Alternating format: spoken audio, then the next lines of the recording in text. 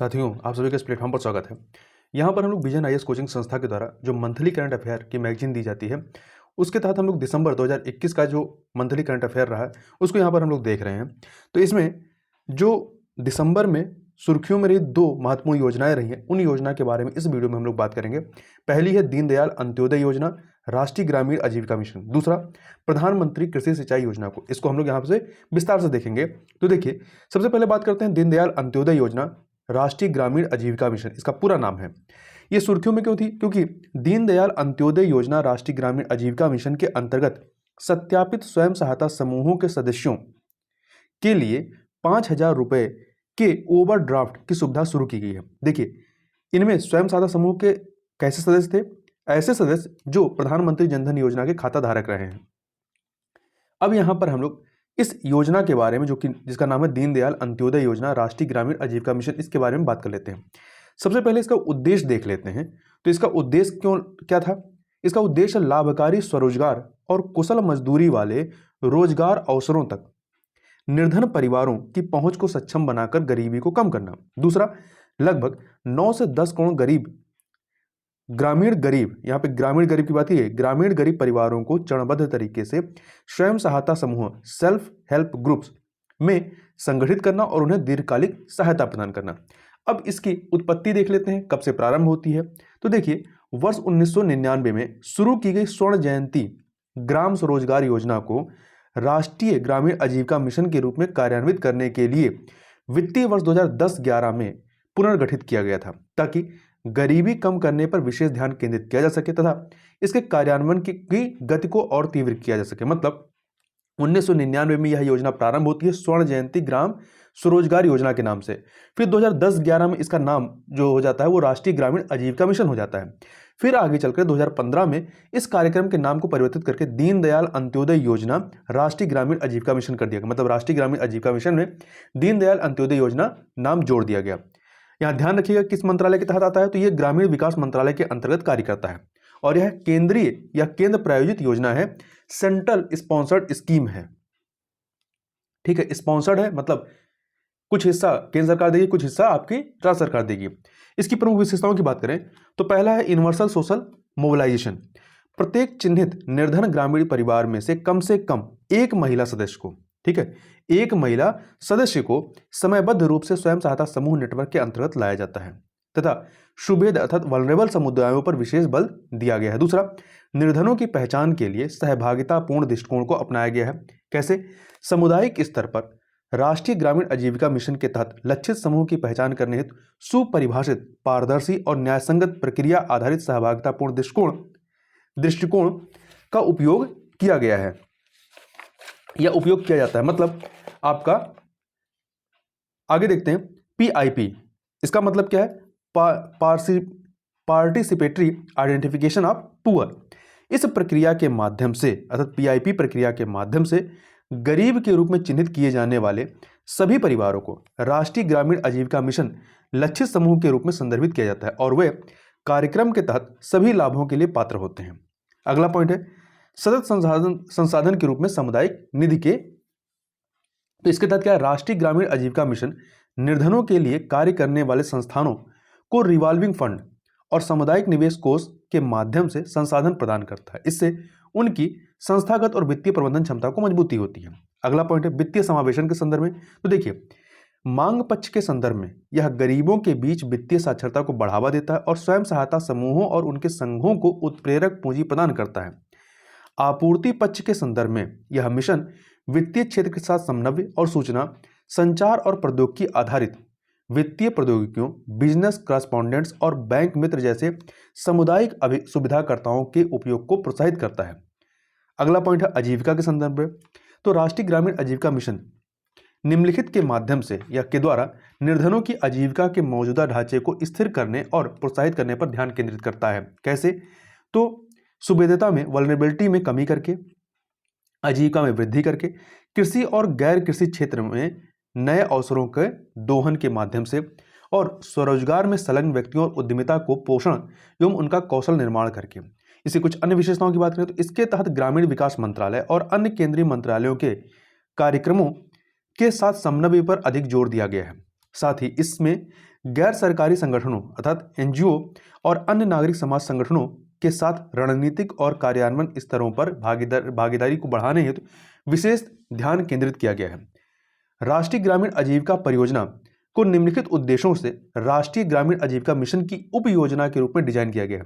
मतलब राष्ट्रीय ग्रामीण आजीविका परियोजना जो है ये राष्ट्रीय ग्रामीण आजीविका मिशन की एक उप योजना है, सब प्रोग्राम है। तो क्यों किया गया है इसको डिजाइन? तो अवधारणा के प्रमाण अर्थात प्रूफ ऑफ कॉन्सेप्ट है। दूसरा, केंद्र और राज्यों के क्षमता निर्माण के लिए। तीसरा, सभी राज्यों या संघ राज्य क्षेत्रों में राष्ट्रीय ग्रामीण आजीविका मिशन की शुरुआत को सुविधाजनक बनाने के लिए एक सक्षम वातावरण बनाने हेतु। अब इसके जो प्रमुख मूल्य हैं उनकी बात करें तो सभी प्रक्रियाओं में सर्वाधिक निर्धनों को शामिल करना और उनकी सार्थक भूमिका को सुनिश्चित करना, साथ ही सभी प्रक्रियाओं और संस्थानों की पारदर्शिता और जवाबदेही को बढ़ाना, साथ ही योजना कार्यान्वयन और निगरानी सभी चरणों में, ये जो तीनों चरण हैं योजना कार्यान्वयन और निगरानी, सभी चरणों में गरीबों और उनके संस्थानों के स्वामित्व और महत्वपूर्ण भूमिका को सुनिश्चित करना। इसके अतिरिक्त सामुदायिक आत्मनिर्भरता और स्वावलंबन को बढ़ावा देना। अब जो उपलब्धियां रही हैं इस योजना की उसको भी देख लेते हैं। बस यहाँ पे देख लें, इन्हें हमें याद करने की जरूरत नहीं है। इसकी मदद से गरीब और सुभेद समुदायों की कुल 8.01 करोड़ महिलाओं को 73.19 लाख स्वयं सहायता समूहों के अंतर्गत शामिल किया गया है।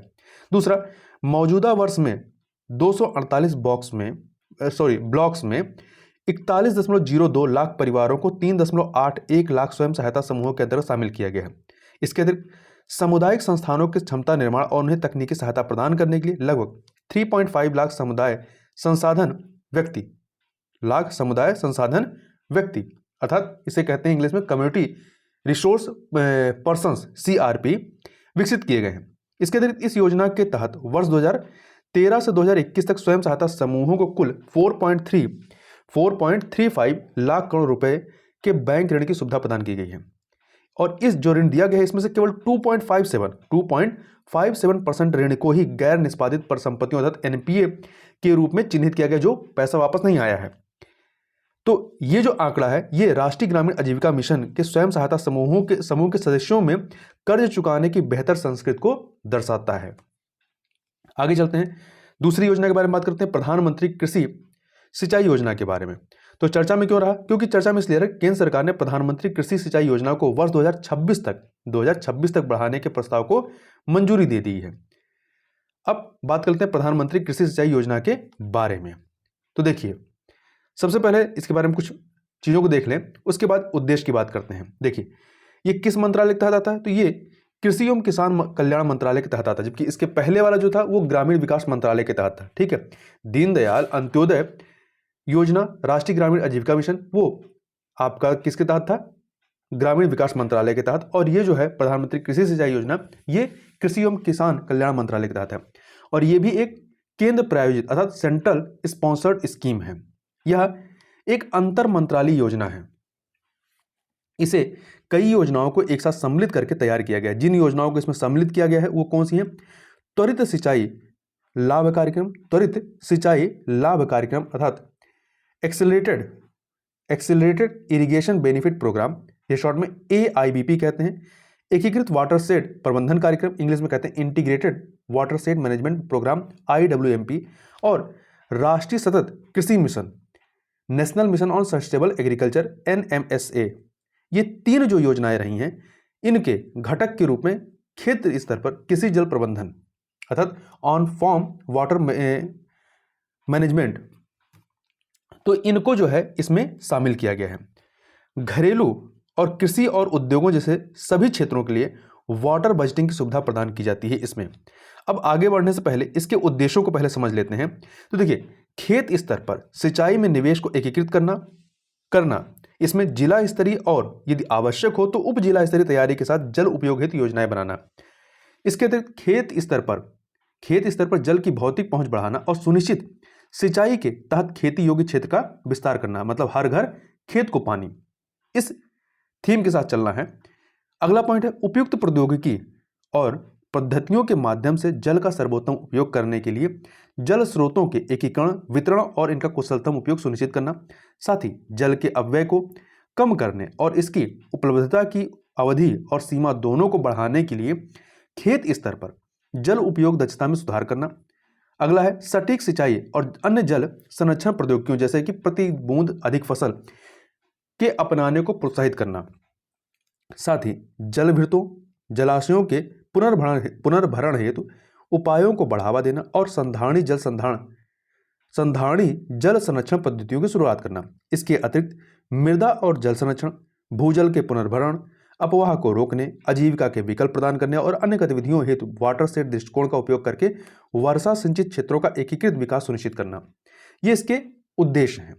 अब चलिए आगे यहां बात कर लेते हैं। देखिए, इस योजना के तहत राष्ट्रीय कृषि और ग्रामीण विकास बैंक अर्थात नाबार्ड के तत्वाधान में एक दीर्घकालिक सिंचाई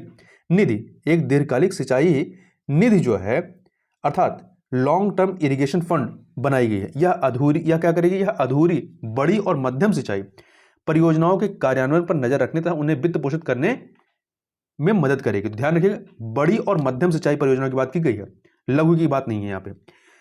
अगला, राज्यों को रियायती ब्याज दर पर वित्तीय सहायता प्रदान करने के लिए प्रधानमंत्री कृषि सिंचाई योजना के तहत नाबार्ड द्वारा एक समर्पित सूक्ष्म सिंचाई कोष अर्थात माइक्रो इरिगेशन फंड MIF को स्थापित किया गया है।